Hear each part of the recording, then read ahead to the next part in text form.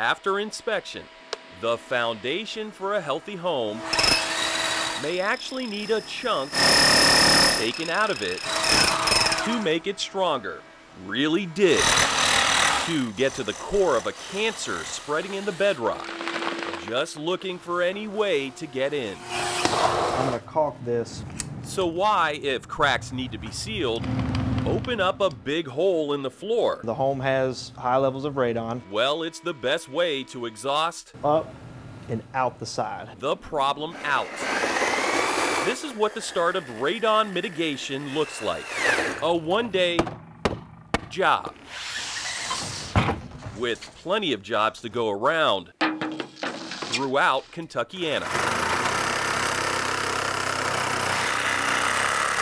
That's because the very ground we live on is a rocky one. Come off the wall. We're going to carry up all the way up to the wall. With a high potential of radon exposure. I can actually zoom in a little bit more. The Kentucky Geological Survey mapped out the entire state. You can zoom in and zoom out of. An interactive radon potential map. And the radon potential directly underneath you. Available to everyone online. Homeowners can tinker around with. There is also this colorful map. It's actually blue and green and brown. But there's really nothing pretty on the campus. Louisville is having 8 to 16 picocuries per liter, which is really quite high. The EPA is clear. Anything 4 picocuries or higher is unsafe. The populated places like Louisville and Lexington and say Bowling Green have a higher potential because they're situated on rocks that have a higher radon potential, so they have higher uranium content. You heard it right. Radon, a byproduct gas of uranium, is radioactive. If you have a sump pump, radon can enter your home through a sump pump.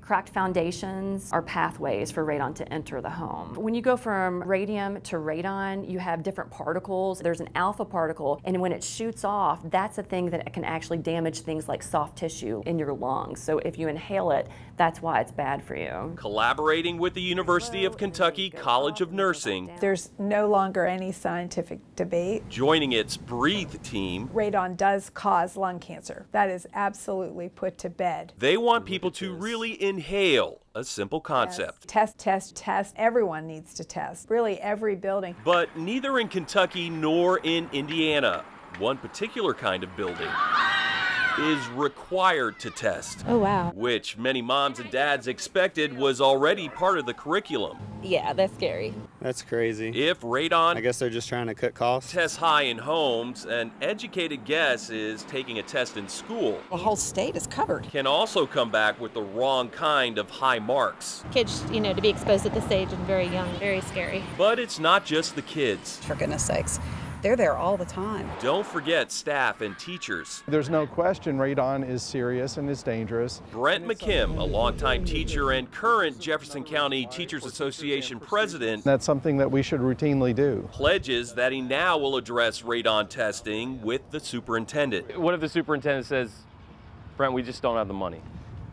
Well, first, I think to do the testing, that's relatively inexpensive. McKim is thinking about these kits, around $15, and at the very least, he says, should be randomly set up in several spots in all schools. And if there are high levels, absolutely the district should address it. Jefferson County Public Schools actually has tested for radon in all its schools starting in 1989.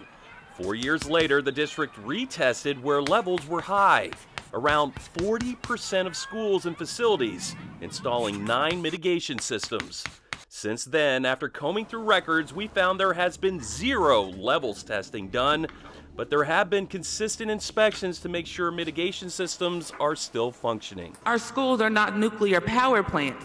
They are schools, and they should be safe. 2 years ago, the Fayette County Board of Ed Please say aye. Aye. Aye. approved nearly $600,000 to install mitigation systems in several schools where radon tested 2 to 4 times the EPA's action level. As far as testing goes in all Kentucky schools across our viewing area, the report card would read incomplete. Returns on our open records requests. Test for radon levels. Some districts tested, but a long time ago. Anchorage Independent Schools tested 2 years ago and tested again this year, while other districts haven't tested at all. One responding, there are topics of greater importance to public schools. Meanwhile, zero data across the board in southern Indiana. The justification for no records being schools don't test because they're not required to. But we would drill holes in a grid. Kyle Hoyleman has not only made it his business, but also his mission to test and to mitigate. We have 1 picocurie per liter of air. Because radon is personal. Dad in 2009 was diagnosed with lung cancer. He was a non-smoker. Very personal. My cancer was testicular cancer. Hoyleman wholeheartedly believes both were radon-borne. I grew up in a house that tested at 30 picocuries. And if the dangerous gas is high in homes, he guarantees levels are just as bad in neighboring schools. Mother Nature doesn't differentiate between Mrs. Jones on 123 AB Street and Mrs. Jones' classroom down the road from that. Even 4 picocuries, Hoyleman illustrates, have side effects. Billy is smoking 8 to 10 to 12 cigarettes a day just by being in that classroom. Would you say certain school districts are afraid to see the results? Yes. A fix can be costly. 85 cents to $1.50 per square foot. Potentially adding up to well over $100,000 more than mitigation at a home like this. A colorless, odorless, and tasteless gas, radon is invisible to our senses. So experts say the sensible thing to do is to test everywhere. It's the only correct answer to a multiple choice facing families and school districts. A lot of them are going to have radon problems. In America, nowhere lights up more than Kentucky. A real drag when lung cancer here is by far the highest in the country. And we're also home to one of the lowest survival rates. We're sitting in a place that's a hotbed of smoking. A hotbed to a higher degree due to the bedrock. If they're smokers too, then they're getting a double whammy. Dr. Ellen Hahn, head of the University of Kentucky's Breathe team, worked with state geologists like Bethany Overfield. The Louisville area has very high radon potential. To map out and expose the underlying threat throughout the Commonwealth. And that's 8 to 16 picocuries per liter, which is really quite high. That's the measurement for radon. It comes from uranium that's in rocks and in soil. A radioactive gas. And it goes from uranium to radium to radon. The EPA recommends needs to be exhausted out of any building at just 4 picocuries. It's radiation that people are breathing. And that includes at schools, where kids with their teachers and staff breathe in the air several hours a day.